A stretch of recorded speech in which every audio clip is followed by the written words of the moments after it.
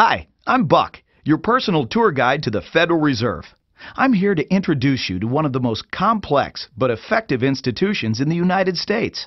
But don't worry, I'll explain it all in plain English. Just beside me is a road map of where we're going. Together, we'll walk through the Federal Reserve System, literally. And along the way, I'll show you just what goes on around here and why it's important. By the end of this tour, you too will be able to explain the Federal Reserve in plain English. There is no other agency of government which can overrule actions that we take. There is no other agency of government which can overrule actions that we take. There is no other agency of government which can overrule actions that we take. That would effectively be a takeover of monetary policy by the Congress, a repudiation of the independence of the Federal Reserve, which would be highly destructive to the stability of the financial system, the dollar, and our national economic situation. The Federal Reserve does not own any gold at all. We have not owned gold since 1934.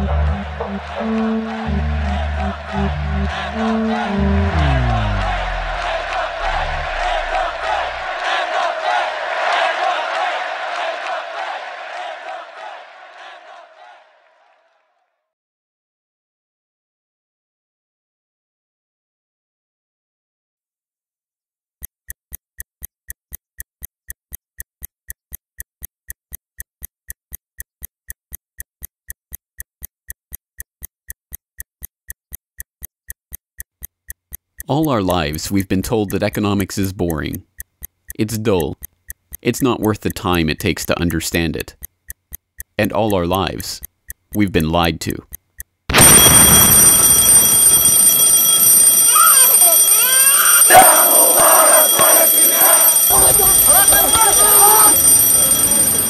War, poverty, revolution.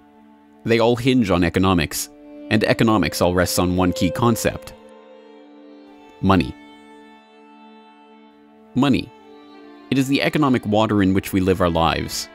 We even call it currency. It flows around us, carries us in its wake, drowns those who are not careful. We use it every day, in nearly every transaction we conduct. We spend our lives working for it, worrying about it, saving it, spending it, pinching it. It defines our social status. It compromises our morals. People are willing to fight, die, and kill for it. But what is it? Where does it come from? How is it created? Who controls it? It is a remarkable fact that, given its central importance in our lives, not one person in 100 could answer such basic questions about money as these. So if you were planning a family, you'd want to know where babies come from. Yeah. And this is a lot about banking. So let me ask you, where does money come from? Where does the money come from? Where does any money? The government prints it. It's printed off. Where does money come from? How is new money created? By labor. People work and produce wealth, and the money is supposed to match that wealth. Where does money come from? Well, I have a pretty different outlook on money. It actually comes from, like, trees, right? But why is this? How could we be so ignorant about a topic of such importance? Where does money come from is a basic, childlike question. So why is our only response the childlike answer meant as a joke? It grows on trees. Such a profound state of ignorance could not come about naturally. From the time we are children, we are curious about the world and eager to learn about the way it works. And what could lead to a better understanding of the way the world works than a knowledge of money, its creation and destruction? Yet discussion of this topic is fastidiously avoided in our school years and ignored in our daily life. Our monetary ignorance is artificial, a smokescreen that has been erected on purpose and perpetrated with the help of complicated systems and insufferable economic jargon. But it doesn't take an economist to understand the importance of money. Deep down, we all know that the wars, the poverty, the violence we see around us hinges on this question of money. It seems like a 1,000-piece jigsaw puzzle just waiting to be solved. And it is. The puzzle pieces, taken together, create an image of the Federal Reserve, America's central bank and the heart of the country's banking system. Despite its central importance to the economy, relatively few have heard of it, and fewer still know what it is, despite the bank's attempts at self-description. Our economy runs on a complex system of exchange of goods and services, in which money plays a key part. Coin, currencies, savings, and checking accounts, the overall supply of money is managed by the Federal Reserve. Money is the medium through which economic exchanges take place, and money as a standard of value helps us to set prices for goods and services. The job of managing money, monetary policy, is to preserve the purchasing power of the dollar while ensuring that a sufficient amount of money is available to promote economic growth. The Federal Reserve also promotes the safety and soundness of the institutions where we do our banking. It ensures that the mechanisms by which we make payments, whether by cash, check, or electronic means, operate smoothly and efficiently. And in its fiscal role, acts as the banker for the United States government. Now, these duties comprise the major responsibilities of our central bank. But in order to really understand the Federal Reserve, we must first understand its origins and context. We must deconstruct the puzzle. The first piece of that puzzle lies here, in the White House. This is where the Federal Reserve Act, then known as the Currency Bill, was signed into law after passing the House and Senate in late December 1913. The New York Times of Christmas Eve 1913 described the festive scene. The Christmas spirit pervaded the gathering. While the ceremony was a little less impressive than that of the signing of the Tariff Act on October 3rd last in the same room, the spectators were much more enthusiastic and seized every occasion to applaud. There in the White House that fateful December evening, President Wilson signed away the last veneer of control over the American money supply to a cartel, a well-organized gang of crooks so successful, so cunning, so well hidden that even now, a century later, few know of its existence, let alone the details of its operations. But those details have been openly admitted for decades. Of course, just as we have been taught to find economics boring, we have been taught that this story is boring. This is the way the Federal Reserve itself tells it. The United States was facing severe financial problems. At the turn of the century, most banks were issuing their own currency, called banknotes. The trouble was, currency that was good in one state was sometimes worthless in another. People began to lose confidence in their money, since it was only as sound as the bank that issued it. Fearful that their bank might go out of business, they rushed to exchange their banknotes for gold or silver. By attempting to do so, they created the Panic of 1907. During the panic, people streamed to the banks and demanded their deposits. The banks could not meet the demand. They simply did not have enough gold and silver coin available. Many banks went under. People lost millions of dollars. Businesses suffered, unemployment rose, and the stability of our economic system was again threatened. Well, this couldn't go on. If the country was going to grow and prosper, some means would have to be found to achieve financial and economic stability. To prevent financial panics like the one in 1907, President Woodrow Wilson signed the Federal Reserve Act into law in 1913. But this is history as told by the victors, a revisionist vision in which the creation of a central bank to control the nation's money supply is merely a boring historical footnote, about as important as the invention of the zipper or an early 20th century hula hoop craze. The truth is that the story of the secret banking conclave that gave birth to that Federal Reserve Act is as exciting and dramatic as any Hollywood screenplay or detective novel yarn, and all the more remarkable for the fact that it is all true. We pick up the story, appropriately enough, under cover of darkness. It was the night of November 22nd, 1910, and a group of the richest and most powerful men in America were boarding a private rail car at an unassuming railroad station in Hoboken, New Jersey. The car, waiting with shades drawn to keep onlookers from seeing inside, belonged to Senator Nelson Aldrich, the father-in-law of billionaire heir to the Rockefeller dynasty, John D. Rockefeller Jr.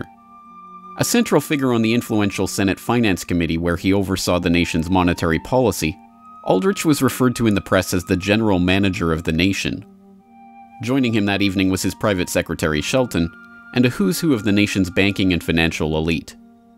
A. Pyatt Andrew, the Assistant Treasury Secretary, Frank Vanderlip, President of the National City Bank of New York, Henry P. Davison, a senior partner of J.P. Morgan Company, Benjamin Strong Jr., an associate of J.P. Morgan and president of Bankers Trust Co., and Paul Warburg, heir of the Warburg banking family and son-in-law of Solomon Loeb of the famed New York investment firm Kuhn, Loeb and Company.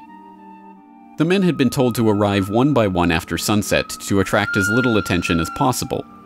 Indeed, secrecy was so important to their mission that the group did not use anything but their first names throughout the journey, so as to keep their true identity secret even from their own servants and waitstaff.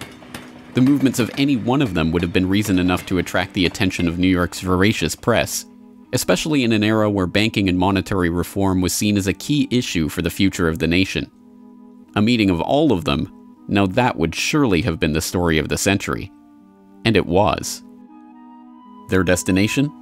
The secluded Jekyll Island off the coast of Georgia, home to the prestigious Jekyll Island Club whose members included the Morgans, Rockefellers, Warburgs, and Rothschilds. Their purpose? Davison told intrepid local reporters who had caught wind of the meeting that they were going duck hunting. But in reality, they were going to draft a reform of the nation's banking industry in complete secrecy. G. Edward Griffin, the author of the best-selling The Creature from Jekyll Island and a longtime Federal Reserve researcher, explains.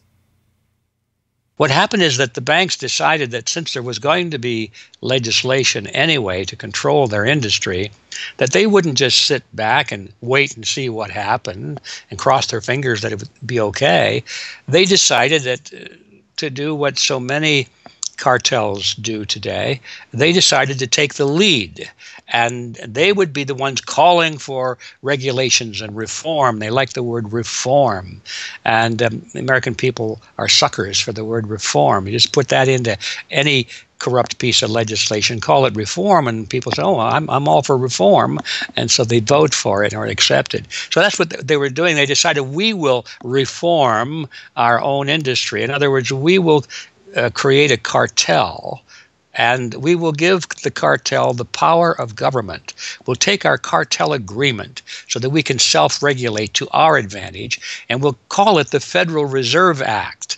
And then we'll take this cartel agreement to Washington and convince those idiots there to pass it into law.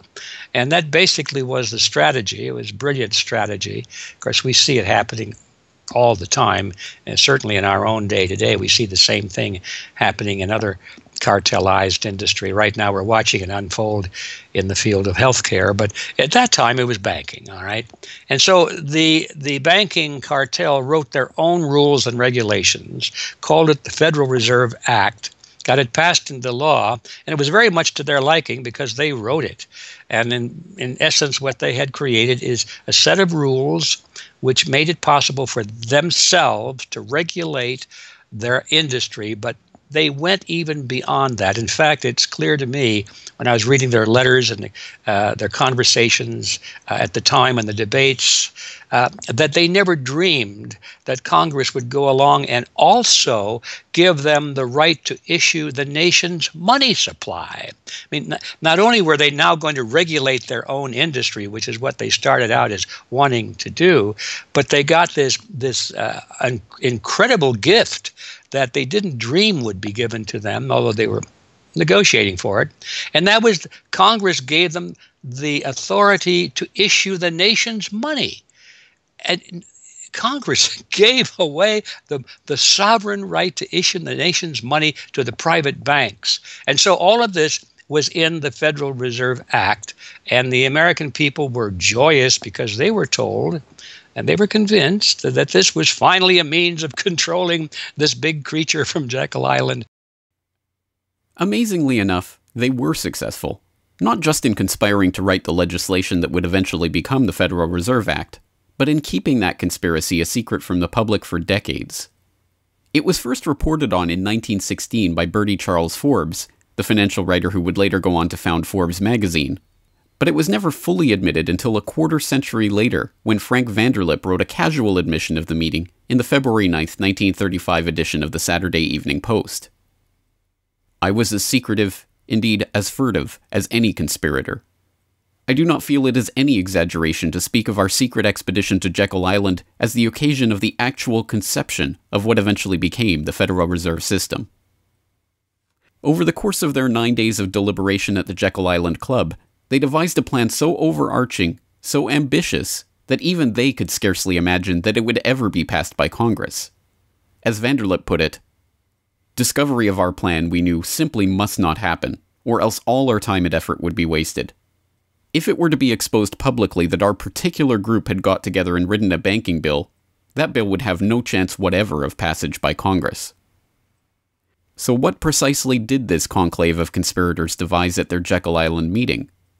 A plan for a central banking system to be owned by the banks themselves, a system which would organize the nation's banks into a private cartel that would have sole control over the money supply itself. At the end of their 9-day meeting, the bankers and financiers went back to their respective offices content in what they had accomplished. The details of the plan changed between its 1910 drafting and the eventual passage of the Federal Reserve Act, but the essential ideas were there. But ultimately, this scene on Jekyll Island, too, is just one piece of a larger puzzle. And like any other puzzle piece, it has to be seen in its wider context for the bigger picture to become visible. To understand the other pieces of the puzzle and their importance in the creation of the Federal Reserve, we have to travel backward in time. The story begins in late 17th century Europe. The 9 Years' War is raging across the continent as Louis XIV of France finds himself pitted against much of the rest of the continent over his territorial and dynastic claims. King William III of England, devastated by a stunning naval defeat, commits his court to rebuilding the English navy.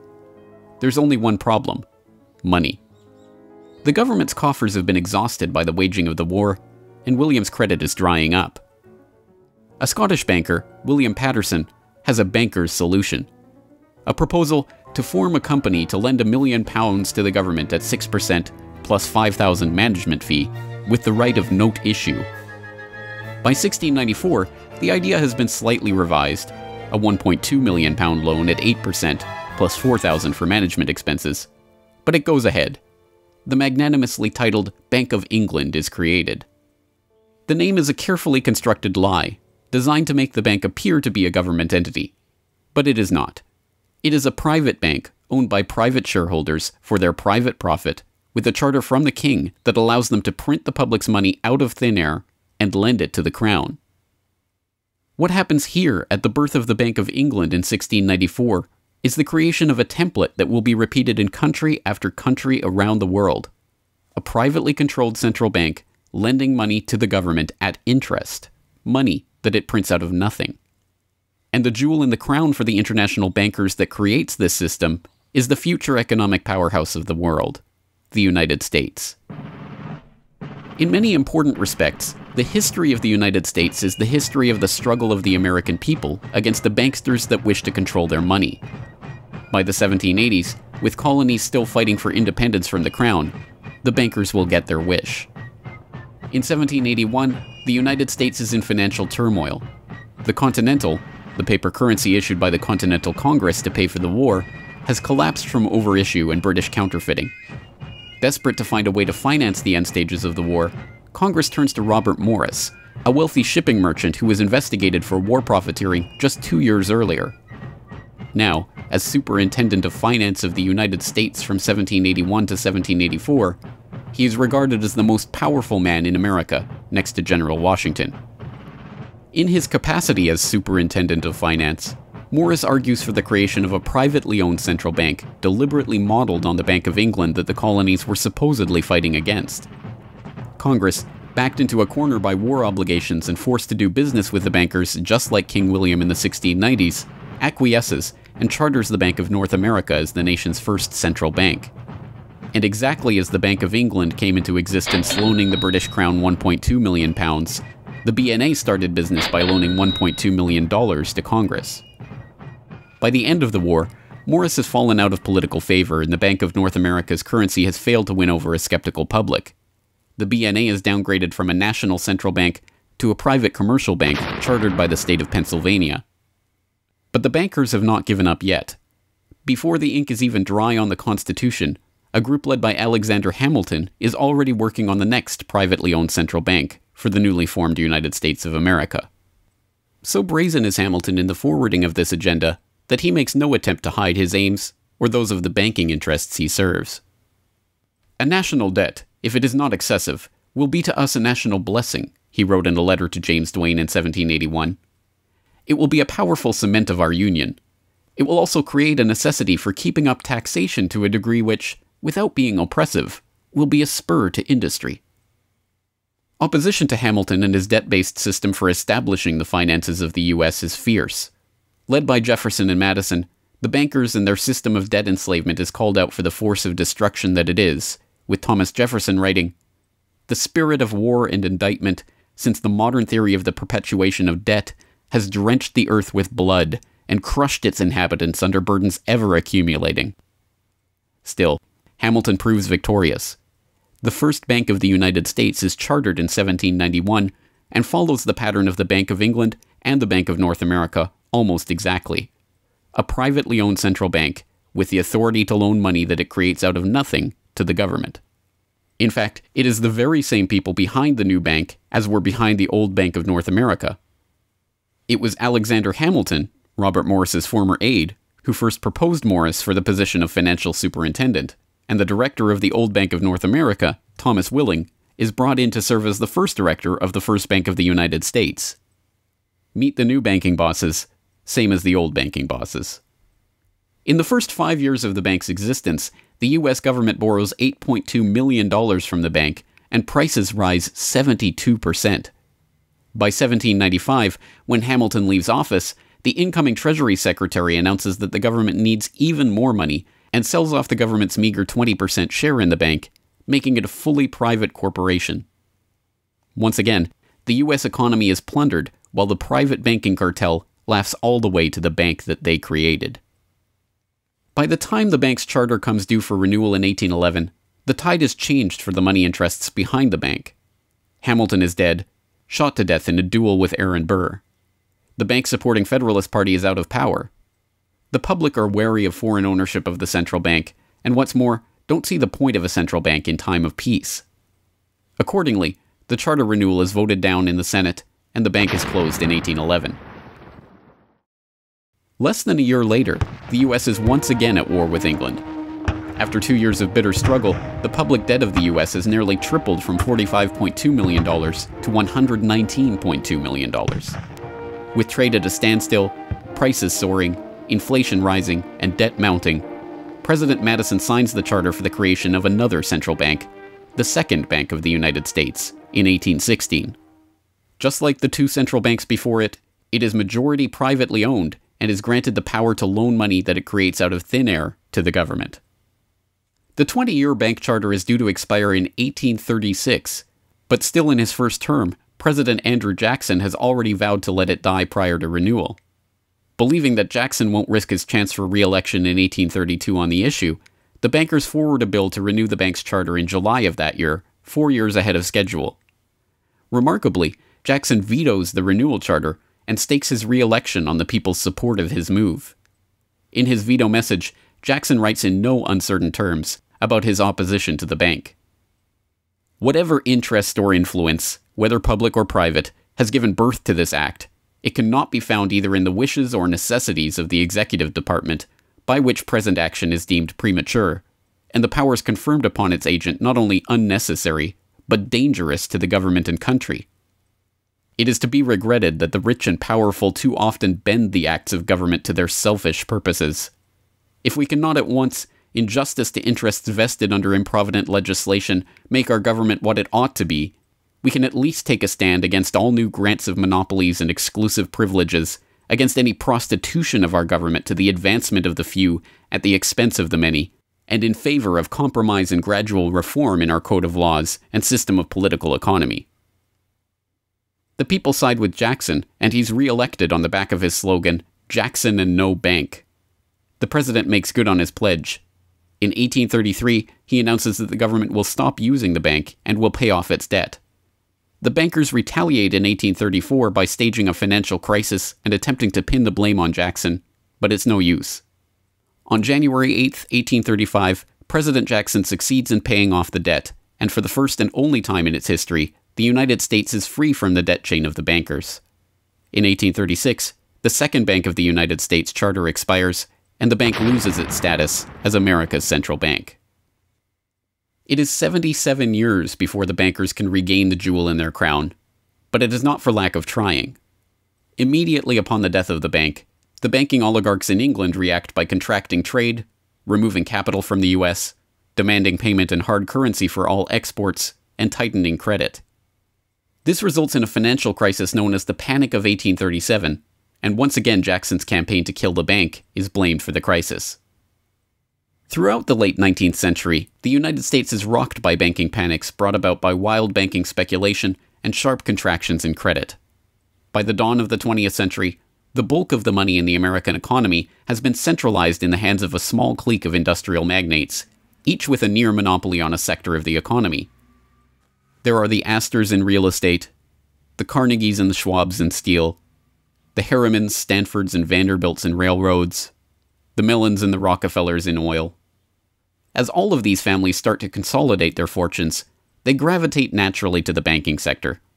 And in this capacity, they form a network of financial interests and institutions that centered largely around one man, banking scion and increasingly America's informal central banker in the absence of a central bank, John Pierpont Morgan. John Pierpont Morgan, or Pierpont as he prefers to be called, is born in Hartford, Connecticut in 1837 to Junius Spencer Morgan, a successful banker and financier. Morgan rides his father's coattails into the banking business, and by 1871 is partnered in his own firm, the firm that was eventually to become J.P. Morgan and Company. It is Morgan who finances Cornelius Vanderbilt's New York Central Railroad. It is Morgan that finances the launch of nearly every major corporation of the period, from AT&T to General Electric to General Motors to DuPont. It is Morgan who buys out Carnegie and creates the United States Steel Corporation, America's first billion-dollar company. It is Morgan who brokers a deal with President Grover Cleveland to save the nation's gold reserves by selling $62 million worth of gold to the Treasury in return for government bonds. And it is Morgan who, in 1907, sets in motion the crisis that leads to the creation of the Federal Reserve. That year, Morgan begins spreading rumors about the precarious finances of the Knickerbocker Trust Company, a Morgan competitor and one of the largest financial institutions in the United States at the time. The resulting crisis, dubbed the Panic of 1907, shakes the U.S. financial system to its core. Morgan puts himself forward as a hero, boldly offering to help underwrite some of the faltering banks and brokerage houses to keep them from going under. After a bout of hand-wringing over the nation's finances, a congressional committee is assembled to investigate the Money Trust, the bankers and financiers who brought the nation so close to financial ruin and that wield such power over the nation's finances. The public follows the issue closely, and in the end a handful of bankers are identified as key players in the Money Trust's operations, including Paul Warburg, Benjamin Strong Jr., and J.P. Morgan. Andrew Gavin Marshall, editor of the People's Book Project, explains. At the beginning of the 20th century, there was an investigation following the greatest of these financial panics, which was in 1907. And this investigation was on what was called the Money Trust, which found that three banking interests, J.P. Morgan, National City Bank, and the Citibank of New York, I believe it was, basically controlled the entire financial system. So three banks. And the public hatred towards these institutions was unprecedented. There was an overwhelming consensus in the country for establishing a central bank. But there were many different interests in pushing this, and everyone had sort of their own specific purpose behind advocating for a central bank. So to represent the most people, you had farmer interests, populists, progressives, who were advocating a central bank because they couldn't take the recurring panics, but they wanted government control of a central bank. They wanted it to be exclusively under the public control because they despised and feared the New York banks as wielding too much influence. So for them, a central bank would be a way to curb the power of these private financial interests. On the other hand, those same financial interests were advocating for a central bank to serve as a source of stability for their control of the system, also to act as a lender of last resort to them, and so that they would never have to face collapse, but also in order to exert more control through a central bank. The private New York banking community wanted a central bank under the exclusive control of them. There's a shocker. So you had all these various different interests which converged. Of course, the most influential happened to be the New York financial houses, which were more aligned with European financial houses than they were with any other element in American society. The main individual behind the founding of the Federal Reserve was Paul Warburg, who was a partner with Kuhn, Loeb and Company, European banking house. His brothers were prominent bankers in Germany at that time, and he had, of course, close connections with every major financial and really big industrial firm in the United States and most of those existing in Europe. And he was discussing all these ideas with his fellow compatriots in advocating for a central bank. In 1910, Warburg got the support of a senator named Senator Aldrich, whose family later married into the Rockefeller family. Again, I'm sure just a coincidence, but Aldrich invited Warburg and a number of other bankers to a private, secret meeting on Jekyll Island, just off the coast of Georgia, where they met in 1910 to discuss the construction of a central bank in the United States, but one which, of course, would be owned and serve the interests of the private bankers. Aldrich then, in 1911, presented this as the Aldrich Plan or the Aldrich Bill in the U.S. Congress, and it was actually voted out. The public, suspicious of Senator Aldrich's banking connections, ultimately reject the Jekyll Island Cabal's Aldrich Plan. The cabal does not give up, however. They simply revise and rename their plan, giving it a new public face, that of Senator Robert Owen and Representative Carter Glass. In the end, the money trust that was behind the Panic of 1907 uses the public's own outrage against them to complete their consolidation of control over the banking system. The newly retitled Federal Reserve Act is signed into law on December 23, 1913, and the Fed begins operations the next year.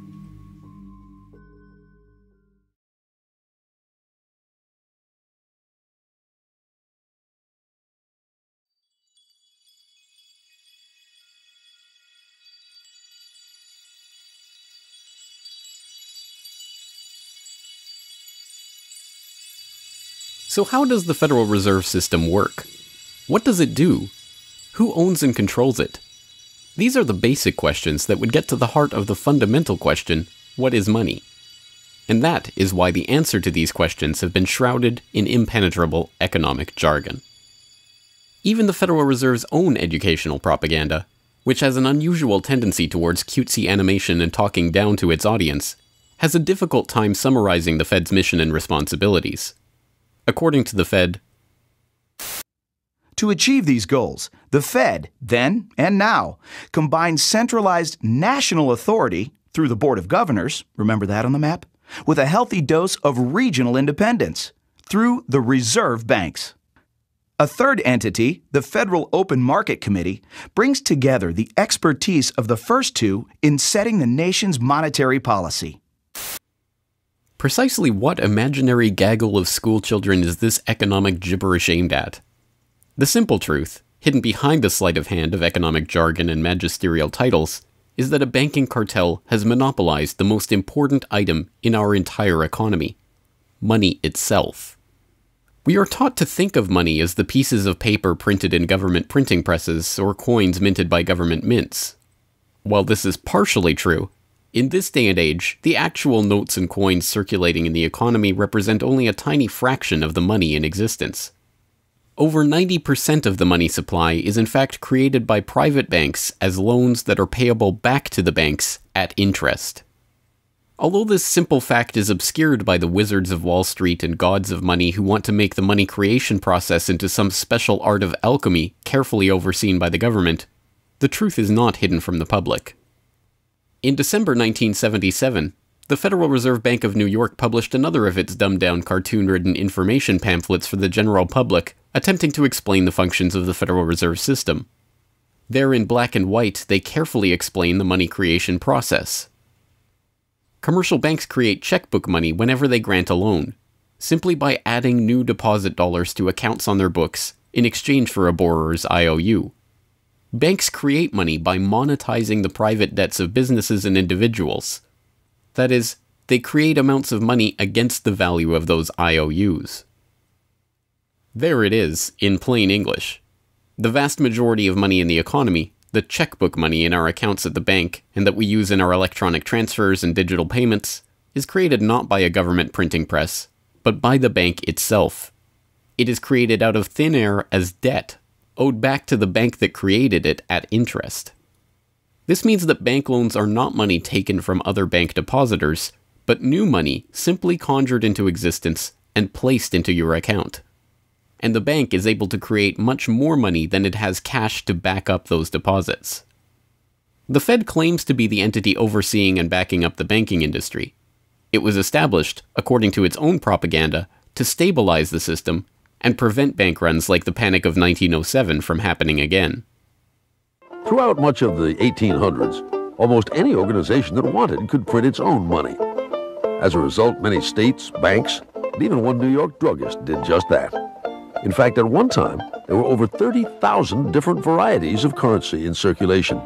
Imagine the confusion.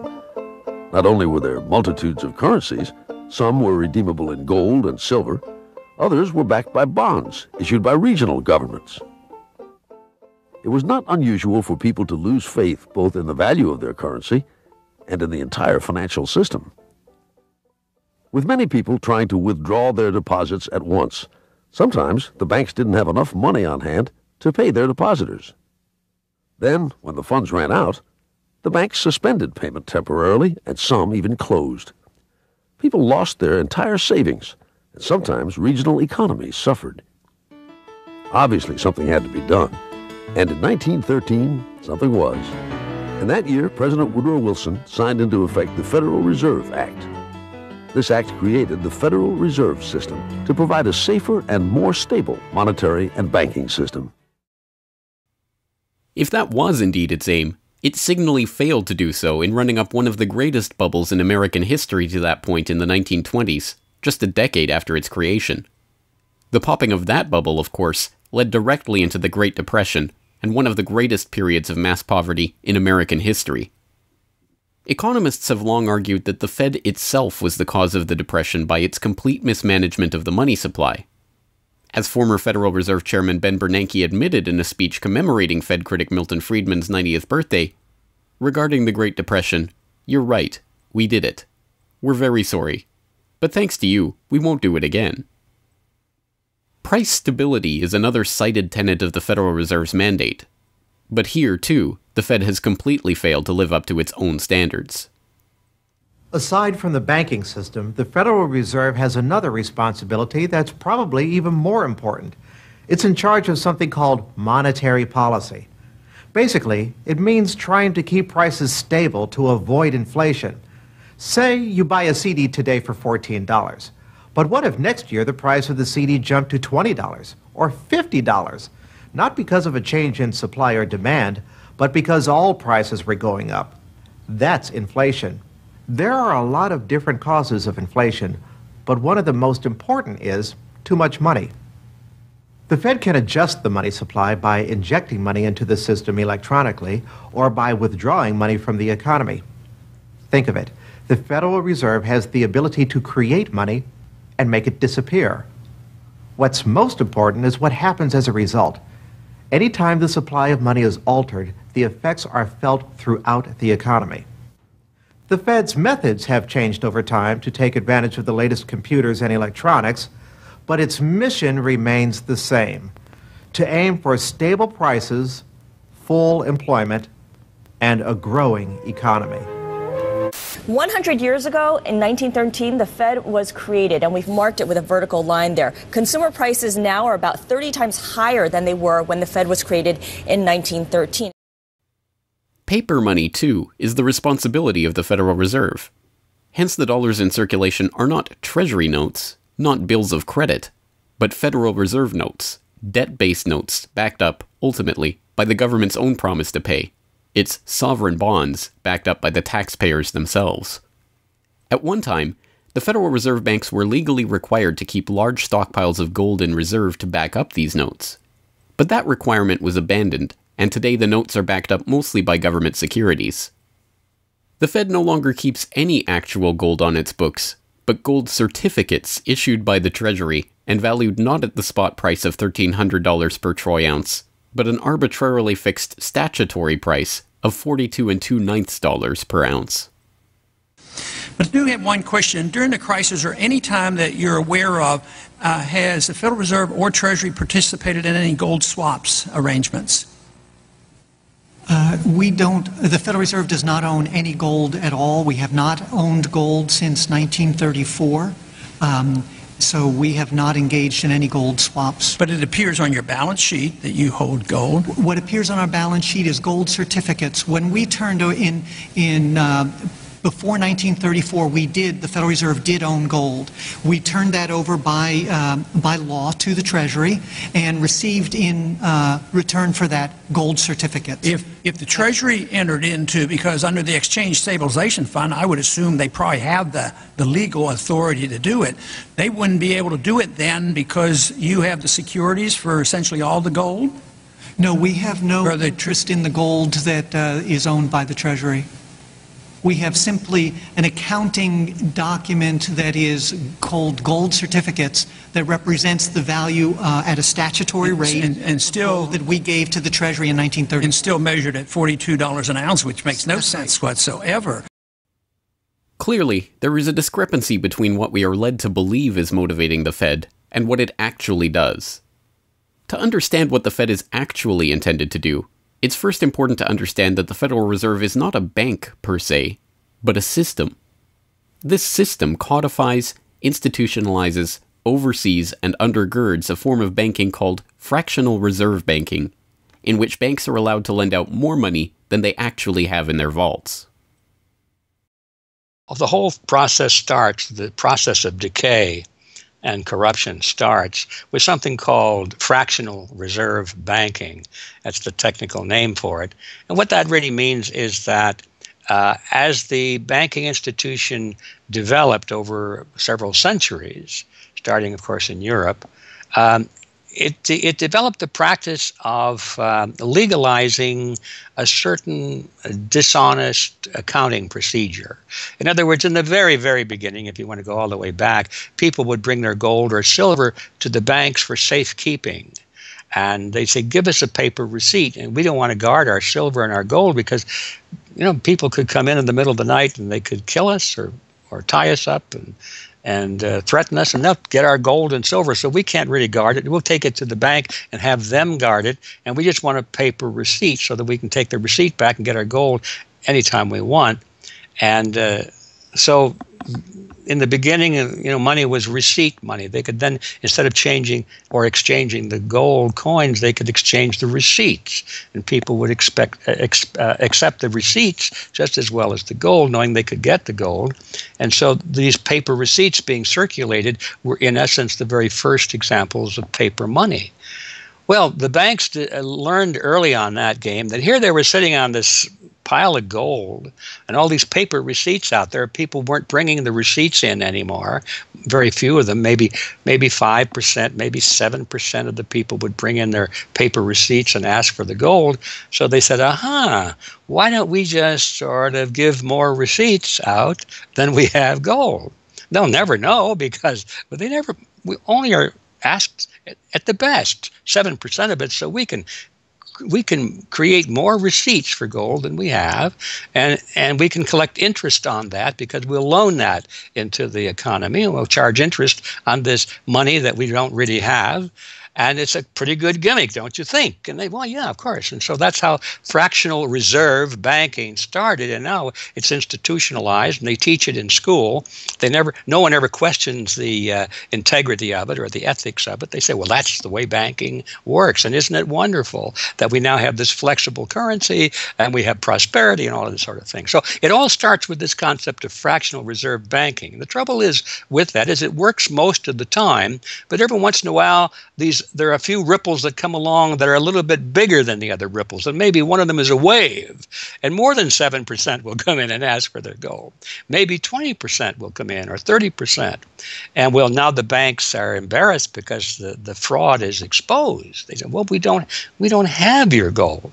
What do you mean you don't have my gold? I gave it to you and put it on deposit, and you said you'd safeguard it. Well, we don't have it. We loaned it out. So then the word gets out, and everybody and their uncle comes and lines up for their gold. And of course, they don't have it, and the banks are closed. They have bank holidays, and the banks are embarrassed. They go out of business. People lose their savings, and you have these terrible banking crashes that were ricocheting all around the world prior to this time. And that's what caused the concern. One of the things that caused the concern of the American people, they didn't want that anymore. They wanted to put a stop to that. And that was the whole purpose, supposedly, of the Federal Reserve System, is to put a stop to that. But since the people who designed the plan to put a stop to it were the very ones who were doing it in the first place, you can not be surprised that their solution was not a very good one insofar as the American people were concerned. Their solution was to expand it. Not to control it, but to expand it. See, prior to that time, this little game of fractional reserve banking was localized at the state level.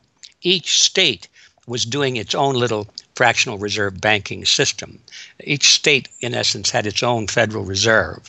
Central banks were authorized by state law to do this sort of thing, and that was causing all this problem. And so the Federal Reserve came along and said, well, no, we're not going to do this at the state level anymore because look at all the problem it's causing. We're going to consolidate it all together, and we're going to do it at the national level. The key to this system, of course, is who controls this incredible power to regulate the economy by setting reserve requirements and targeting interest rates. The answer to this question, too, has been deliberately obscured. The Federal Reserve System is a deliberately confusing mishmash of public and private interests, reserve banks, boards and committees, centralized in Washington and spread out across the United States. So you have the Federal Reserve Board in Washington, appointed by the president. That's the only part of this system that is directly dependent upon the government for input. That's the federal part, that the government, the president specifically, gets to choose a few select governors. The 12 regional banks, the most influential of which is the Federal Reserve Bank of New York, essentially based in Wall Street to represent Wall Street, is representative of the major Wall Street banks who own shares in the private, not federal, but private Federal Reserve Bank of New York. All the other regional banks are also private banks. They vary according to how much influence they wield, but the Kansas City Fed is influential, the St. Louis Fed, the Dallas Fed. But the New York Fed is really the center of this system. And precisely because it represents the Wall Street banks who appoint the leadership of the New York Fed. So the New York Fed has a lot of public power, but no public accountability. It has no oversight. It does not answer to Congress the way that the chairman of the Federal Reserve Board of Governors does. And even then, the chairman of the Fed, of the Federal Reserve Board, who is appointed by the president, does not answer to the president. He does not answer to Congress. He goes to Congress to testify, but the policy that they set is independent. So they have no input from the government. The government can't tell them what to do, legally speaking. And of course, they don't. Do you think it would cause problems for the Fed or for the economy if that legislation was to pass? My concern about the legislation is that if the GAO is auditing not only the operational aspects of our programs and the details of the programs, but is making judgments about our policy decisions that would effectively be a takeover of monetary policy by the Congress, a repudiation of the independence of the Federal Reserve, which would be highly destructive to the stability of the financial system, the dollar, and our national economic situation. The Federal Open Market Committee is responsible for setting interest rates. Now, this committee, which is enormously powerful, has as its membership the governor and vice chair of the Federal Reserve Board. But the Federal Open Market Committee, most of the membership is the presidents of the regional Federal Reserve banks representing private interests. So they have significant input into setting the interest rates. Interest rates are not set by a public body, they're set by private financial and corporate interests. And that's whose interests they serve, of course. The reason that the Federal Reserve goes to such great lengths to make its organizational structure as confusing as possible is to cover up the massive conflicts of interest that are at the heart of the system. The fact is that the Federal Reserve System is comprised of a board of governors, 12 regional banks, and an open market committee. The privately owned member banks of each Federal Reserve Bank vote on the majority of the Reserve Bank's directors, and the directors vote on members to serve on the Federal Open Market Committee, which determines monetary policy. What's more, Wall Street is given a prime seat at the table, with tradition holding that the president of the powerful New York Federal Reserve Bank be given the vice chairmanship of the FOMC and be made a permanent committee member.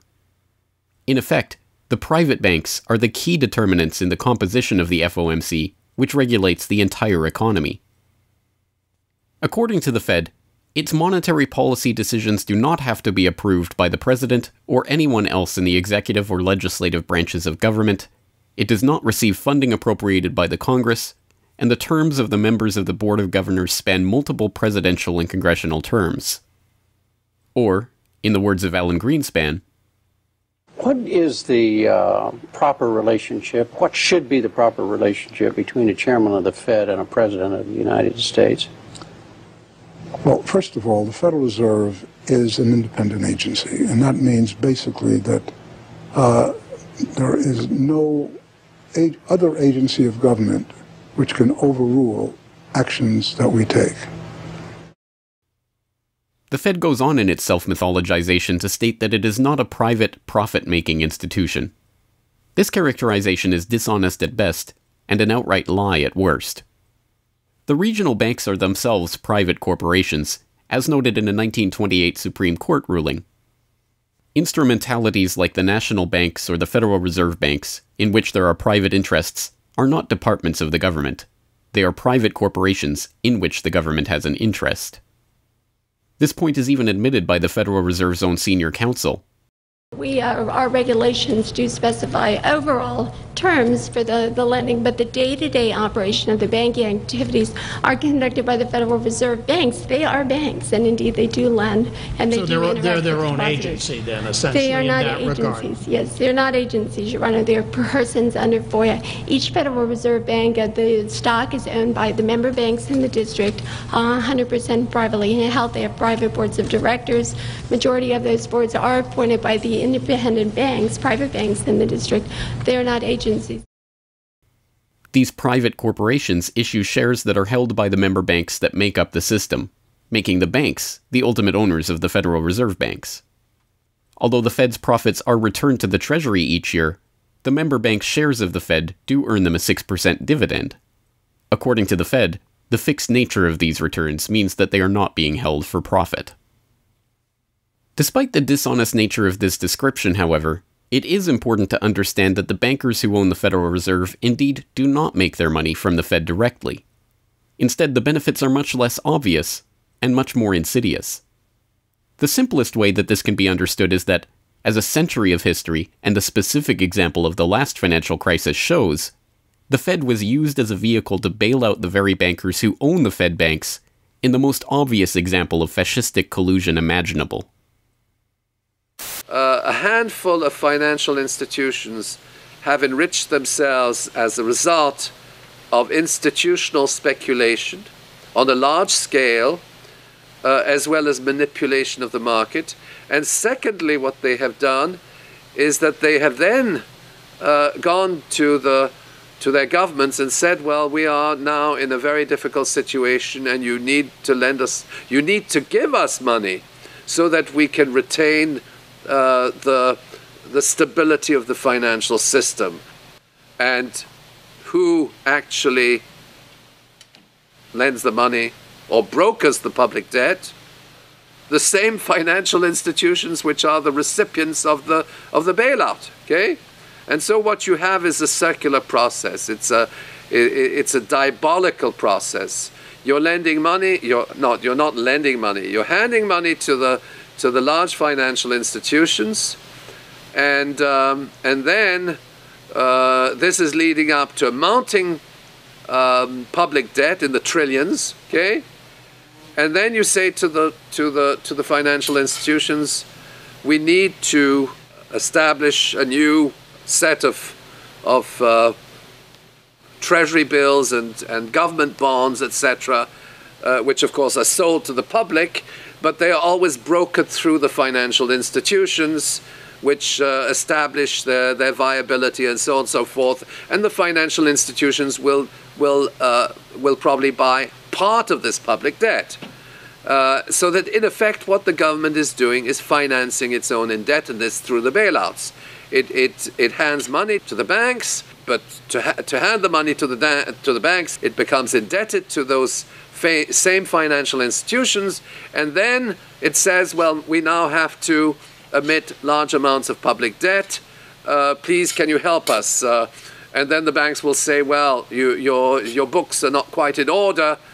And then the government will say, well, obviously they're not in order because we've just handed you $1.4 trillion of bailout money, and we're now in a very difficult situation, so we need to borrow money from the people who are, in fact, the recipients of the bailout. So this is really what we're dealing with. We're dealing with a circular process. The 2008 crisis and subsequent bailouts are merely the latest and most brazen examples of the fundamental conflicts of interest at the heart of America's privately owned central banking system. Beginning with the collapse of Lehman Brothers in September of that year, the Federal Reserve embarked on an unprecedented program of bailouts and special zero-interest lending facilities for the very banks that had caused the subprime meltdown in the first place. By the cartelization of the Federal Reserve structure, and thus not by accident, it was the very bank presidents who had overseen their banks' lending practices that ended up in the director positions of the Federal Reserve banks that voted on where to direct the trillions of dollars in bailout money. And unsurprisingly, they directed it toward their own banks. A stunning 2011 Government Accountability Office report examined $16 trillion of bailout facilities extended by the Fed in the wake of the crisis and exposed numerous examples of blatant conflicts of interest. Jeffrey Immelt, chief executive of General Electric, served as a director on the board of the Federal Reserve Bank of New York, at the same time the Fed provided $16 billion in financing to General Electric. JP Morgan Chase chief executive Jamie Dimon, meanwhile, was also a member of the board of the New York Fed during the period that saw $391 billion in Fed emergency lending directed to his own bank. In all, Federal Reserve Board members were tied to $4 trillion in loans to their own banks. These funds were not simply used to keep these banks afloat, but actually to return these Fed-connected banks to a period of record profits in the same period that the average worker saw their real wages actually decrease and the economy on Main Street slow to a standstill. Ben Bernanke, at that time the chairman of the Federal Reserve Board of Governors, was confronted about these conflicts of interest by Senator Bernie Sanders upon the release of the GAO report in June 2012. Senator, you raised an important point, which is that this is not something the Federal Reserve created. This is in the statute. Congress in the Federal Reserve Act said this is the governance of the Federal Reserve, and more specifically that bankers would be on the board. And 6 out of 9. Sorry? 6 out of 9 in the regional banks are coming from the banking industry. That's correct, and that is in the law. And right. I'll answer your question, though. The answer to your question is that Congress set this up. We have tried, I think we've made it into something useful and valuable. We do get information from it. But if Congress wants to change it, of course, we will work with you to find alternatives. Bernanke is completely right. These conflicts are, in fact, a part of the institution itself. A structural feature of the Federal Reserve that was baked into the Federal Reserve Act itself over 100 years ago by the bankers who conspired to cartelize the nation's money supply. You could not ask for a more succinct reason why the Federal Reserve itself, this admitted cartel of banking interests, needs to be abolished. But you could get one.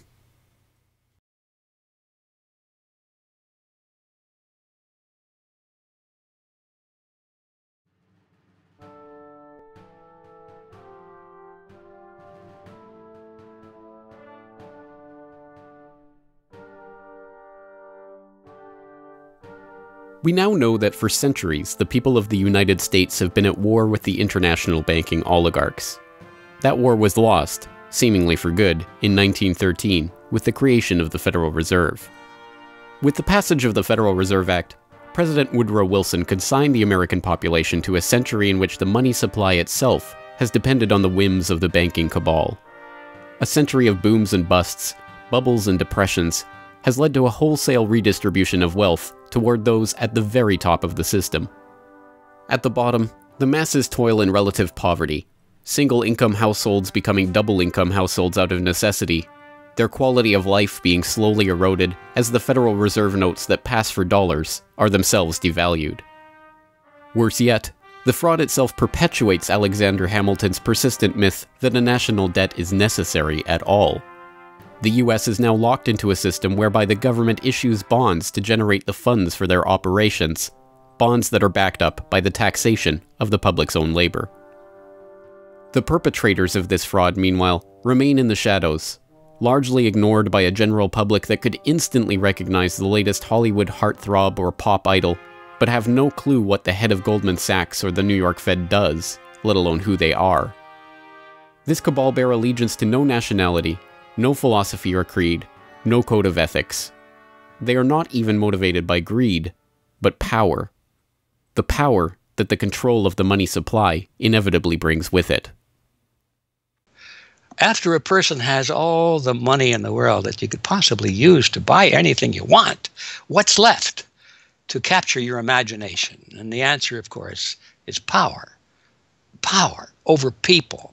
Now, money is power over people, but there's another power over people as well, and that is the political power, the social power. And I think this has now become the dominant driving force of these people. They've already got the money. They've got it locked down. Now they're striving for this new world order, as their name for it. They want all of the world into one political unit, which they dominate, not only with money, but with military and psychological means and education and media and propaganda. They want total control over every human on the planet. And by golly, they're moving pretty rapidly in that direction. It did not take long for this lust for power to rear its head. In 1921, just 7 years after the Fed began operations, the same J.P. Morgan-connected banking elite that founded the Federal Reserve incorporated an organization called the Council on Foreign Relations with the goal of taking over the foreign policy apparatus of the United States, including the State Department. In this quest, it was remarkably successful. Although there are only about 4,000 members in the organization today, its membership has included 21 Secretaries of Defense, 18 Treasury Secretaries, 18 Secretaries of State, 16 CIA directors, and many other high-ranking government officials, military officers, business elite, and, of course, bankers. The first director of the CFR was John W. Davis, J.P. Morgan's personal lawyer and a millionaire in his own right. Together with its sister organizations in Britain and elsewhere around the world, these groups would work together toward what they called a new world order of total financial and political control directed by the bankers themselves. As Carroll Quigley, noted Georgetown historian and mentor of Bill Clinton, wrote in his 1966 work, Tragedy and Hope, A History of the World in Our Time, the powers of financial capitalism had a far-reaching aim, nothing less than to create a world system of financial control in private hands, able to dominate the political system of each country and the economy of the world as a whole. This system was to be controlled in a feudalist fashion by the central banks of the world acting in concert, by secret agreements arrived at in frequent private meetings and conferences. The apex of the system was to be the Bank for International Settlements in Basel, Switzerland, a private bank owned and controlled by the world's central banks, which were themselves private corporations. This is why the bankers and their partners in government and business conspired to bring about the 2008 crisis. Not for the pursuit of money, but power. In the same way the bankers used the panic of 1907 to consolidate their control over the money supply, they hope to use the 2008 crisis and subsequent panics, which they themselves have created, to consolidate their political control. The International Summit for the Global Financial Crisis has been expanded from G7 to G20 because the leading 7 developed countries cannot solve the crisis alone. This expanded meeting raises the question whether a new global financial system will be created. So is this some sort of a new world order, which Gordon Brown kind of alluded to?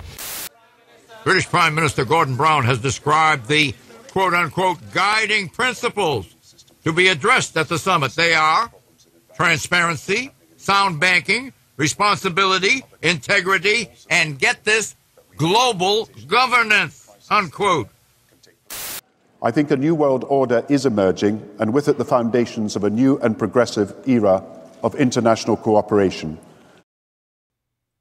The inevitable conclusion, one that flows necessarily from the true understanding of this situation, is that the Federal Reserve System needs to be consigned to the dustbin of history. After a century of enslavement, it is time for the American public to finally throw off the bankers' debt chains. If there was ever a point in human history to start questioning alternatives, this would be it. And to think that where we are and simply say, oh, well, this is the best of our options. How many of the best options lead to self-destruction? Doesn't sound like a best option. I think that with a world of 7 billion people, we can probably come up with something better than a system in which a few thousand people benefit so much at the expense of everything else on this world, and at the expense of the potential for the future of mankind. They're leveraging our future. And so long as we accept this way of thinking, so long as we accept these institutions as having dominance, that's the direction we'll be going. So I think reform is a good way to try and stall and to push back directly against the expanding and evolving power structures. But radical change is what's really needed, and that has to be built from the bottom up. But I think that these two processes can and should go together in parallel. If you've made it this far, congratulations. You are now better informed on the economic history of the United States and the truth about the Federal Reserve than 99% of the population. If you do nothing else, then just working to get those around you educated on this information alone will have a profound effect. Once they learn of the scam, many are motivated to do something about it, and they, in turn, inform others.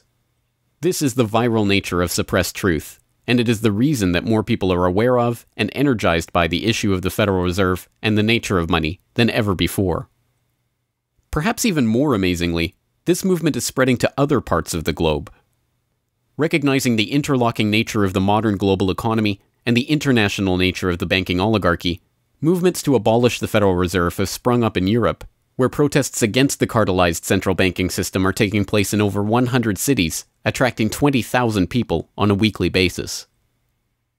I started this movement because I realized that the Federal Reserve Act, in my opinion, is one of the most worst laws in the whole world.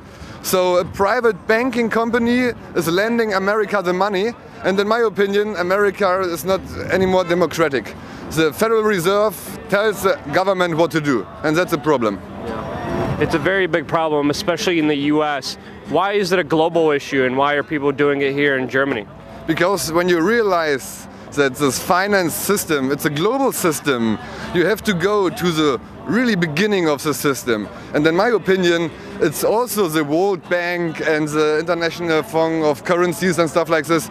But at the beginning of all this is a law from 1913. Woodrow Wilson signed it.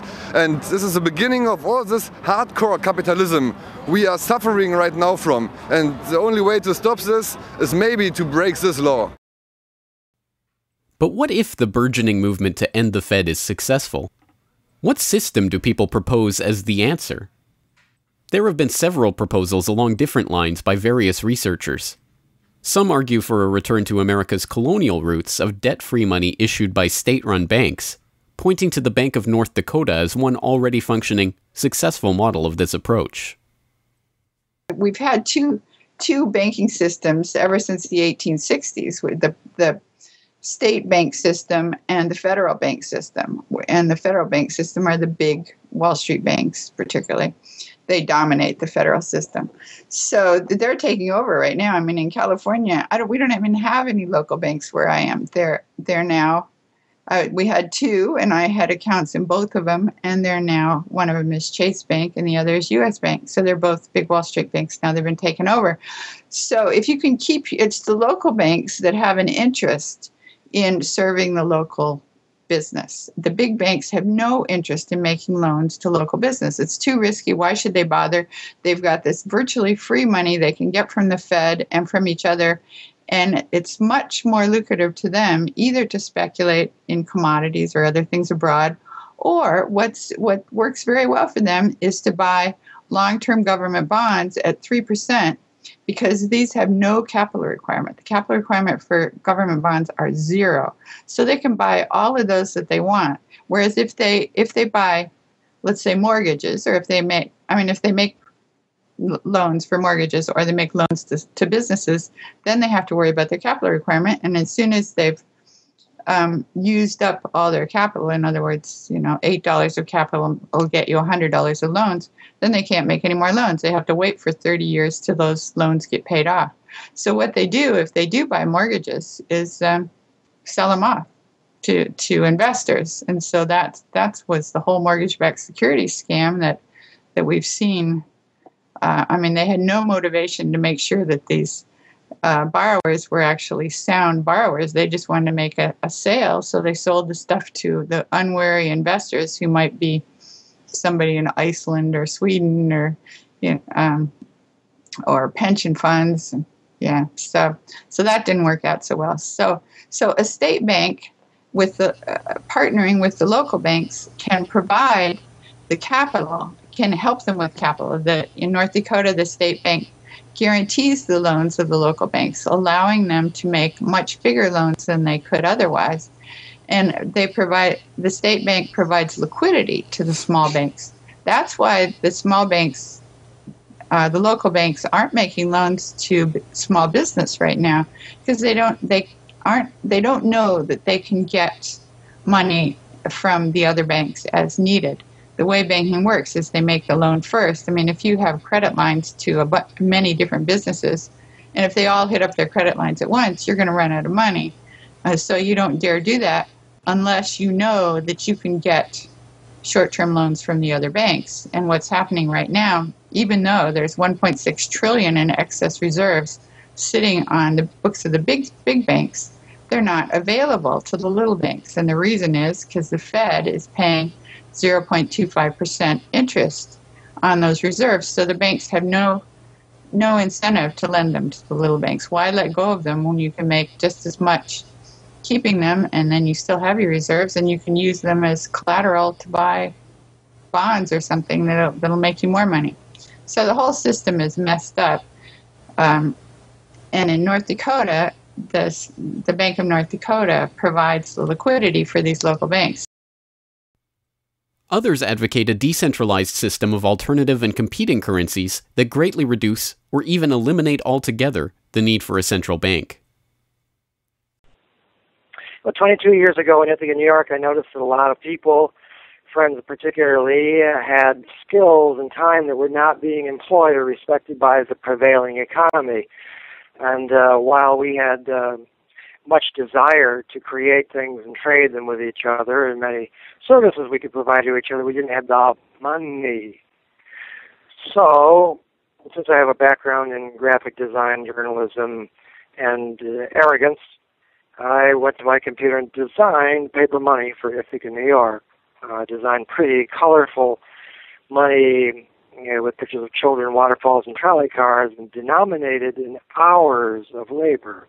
1 hour note, half hour, quarter, eighth hour note, 2 hour note, and then began to issue to each of the pioneer traders who had agreed to be listed in the directory a specific starter amount.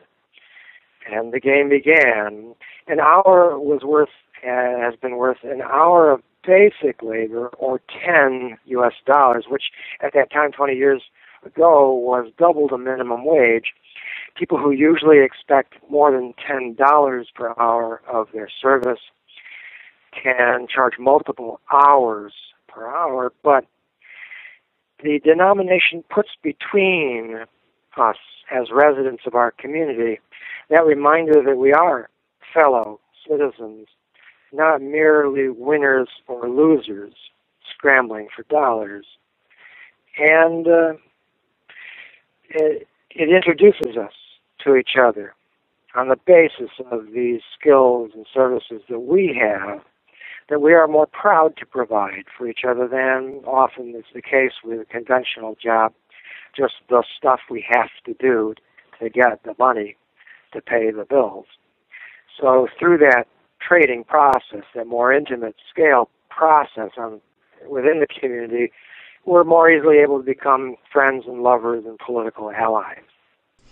It's an inspiring story, and tell people about how much money has circulated through this community. I mean, it's important for people to understand just how successful this has been. Because we're not a computer system, we don't have a specific volume of trading recorded, but by the grapevine, by phone surveys, and over the years watching the money move, we were able to guess very reliably at several $1 million equivalent of this money has transacted over those years, making loans without charging interest up to $30,000 value, which is the fundamental monetary revolution in our system. Then as well, making grants of the money to over 100 community organizations. Some argue for currencies whose mathematical nature prevent them from being merely conjured into existence whenever a federal government wants to wage another war of aggression or forge another link in the seemingly endless train of governmental tyranny and abuse. What people have to understand about Bitcoin is that it's a completely decentralized network. There's no central server, there's no controlling company, there's no office. It's just free software that anyone can download and start running on their computer anywhere in the world. And that the Bitcoins themselves can be transferred to or from anyone, anywhere in the world. And it's impossible for any bank or government or entity to block you from sending or receiving those Bitcoins. There's a limited supply of those Bitcoins. There will never, ever, ever be more than 21 million Bitcoins. And so because, like everything, the price is set based on supply and demand, because the supply of Bitcoins is limited and the demand is increasing as more and more people start to use them and more websites start to accept them, the price of Bitcoins in terms of dollars is going to have to increase even a lot more than the $500 per Bitcoin that it is today. Are there any drawbacks at all to the idea of using a cryptocurrency? If you're part of the current power elite that can just print money at will to spend on whatever you feel like, then yeah, the world switching over to Bitcoin is probably not going to benefit you. But if you're one of the normal people that aren't working for the Federal Reserve or any central bank that's printing money to pay to your friends and that sort of thing, then a Bitcoin world is a wonderful thing for you. Sound money, cryptocurrencies, state banks, LETS programs, self-issued credit. These and many other solutions have all been proposed, and many of them are in use in different localities today. Information on all of these ideas and how they are being applied in various parts of the world are widely available online. The point is that the question of what money is and how it should be created is perhaps the single greatest question facing humanity as a whole, and yet it is one that has been almost completely eliminated from the national conversation. Until recently.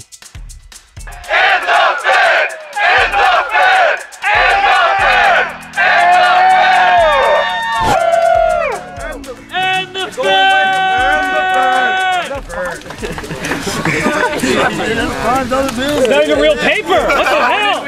And the Fed! And the Fed! And the Fed! And the Fed!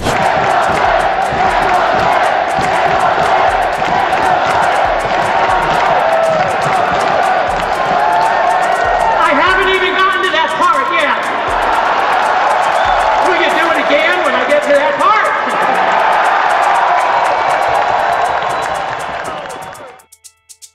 And so the rest of the story is now in our hands.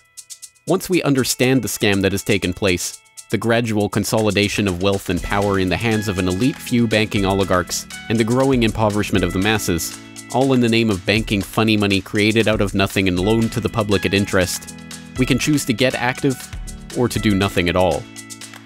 For those who choose to get active, there are some steps that you can take to help change the course of the system. First, follow the links and resources from the transcript of this documentary at corbettreport.com/Federal Reserve to familiarize yourself with the history, the connections, and the functions of the Federal Reserve System. If you can't explain this material to yourself, then you will never be able to teach it to others. Secondly, begin reaching out to others to bring them up to speed on the issue. It can be as simple as broaching this conversation in the Monday morning water cooler talk, or passing out a copy of this documentary, or sending out links to this information to your email list. Insert this topic into your conversations. When people start talking about the national debt, or the state of the economy, or other political talking points, get them to question the roots of these issues, and why there is a national debt at all. Thirdly, when you are able to find or create a group of like-minded people in your area who are engaged with the issue, start a study group on the issue and its solutions.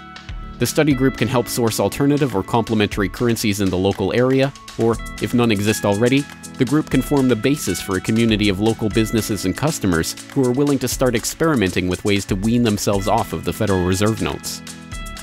Fourthly, use the resources at corbettreport.com, including the Federal Reserve information flyer, or hold DVD screenings, to attract interest in your group and draw others into studying the true nature of the monetary system. The work of building up an alternative to the current system can seem daunting, even at times overwhelming. But it is important to keep in mind that the Federal Reserve System that seems so monolithic today has only been around for 1 century. Central banks have been defeated in America before, and they can be defeated again. The question of how we decide to change this system is not rhetorical. It will either be answered by an informed, engaged, active population working together to create viable alternatives and to dismantle the current system, or it will be answered by the same banking oligarchy that has been controlling the money supply, and indeed the lifeblood of the country, for generations. Now, 1 century after the creation of the Federal Reserve System, we have a choice to make. Whether the next century, like the one before it, will be a century of enslavement, or, transformed by the actions and choices that we make in the light of this knowledge, a century of empowerment.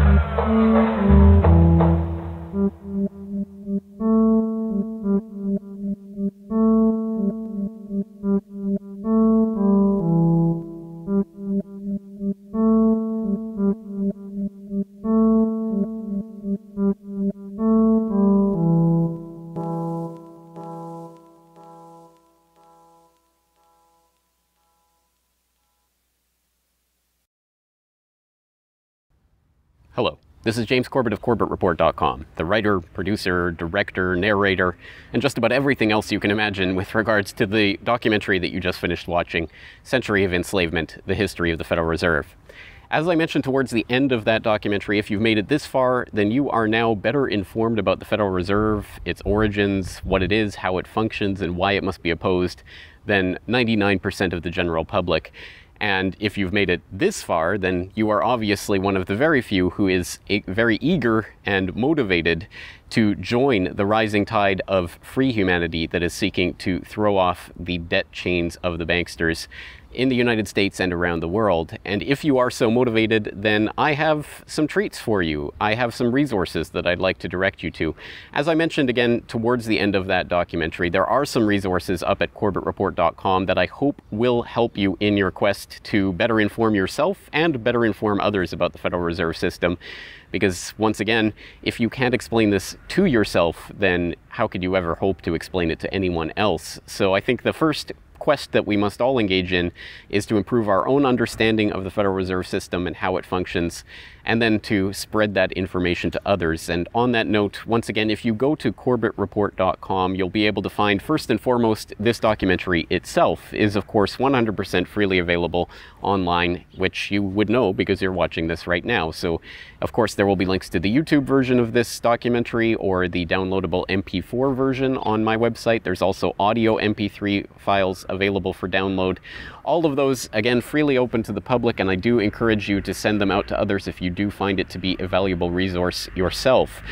And once you're there at corbettreport.com, you'll find not only the documentary itself, but also a transcript of the documentary, complete with hyperlinks to all of the source documents, videos, articles, all of the information that was used to compile this documentary. So I hope that will be a valuable resource, again, for people who are looking to put this information together in a way that makes sense in their own head, and so that they can see where all of this information is coming from, much of it sourcing from the Federal Reserve itself. So I hope that the hyperlinked transcript will be valuable to people out there who are seeking to broaden their understanding of these topics. And you will also find there a news information pamphlet that I have put together with the help of Mike Krentz of MikeKrentz.com, a graphic designer who's helped me out a lot behind the scenes on the website. As you can tell from the graphics on this documentary, I'm not a graphic designer myself by trade or by training, so I certainly do appreciate Mike's help in putting this information pamphlet together. And this is just a few points that have been addressed in this video, informational points about the Federal Reserve, what it is, and some interesting little teasers to get people interested in this information. You can download and print this off from corbettreport.com and use it however you like, handing it out to people on the street, using it as a discussion point if you hold a DVD screening, if you want to just post it up in public areas, only where allowed by law, of course. Once again, this is freely available for download and for you to print out and to use to help spread information about the Federal Reserve System. And it's available both in color and black and white, and should print nicely onto standard 8.5 by 11 letter size paper. So that will all be up there at the website, along with, of course, an actual DVD version of this documentary. Once again, if you do find this information useful, then I hope you will try to spread it to others. There are a lot of people who prefer the online link, but there will be some people who you cannot reach online. For those people, and for yourself, if you so desire, here is a physical hard copy that you can order from corbettreport.com for 2,000 Japanese yen. That's about 20 Federal Reserve notes.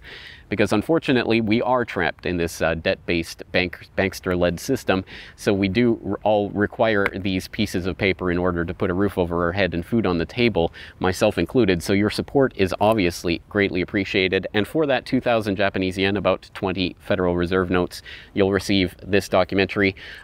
Disc 1 containing the documentary itself. Disc 2, the full 1-hour interview with G. Edward Griffin. So I think, again, a valuable resource for people who are looking for more information about the Federal Reserve.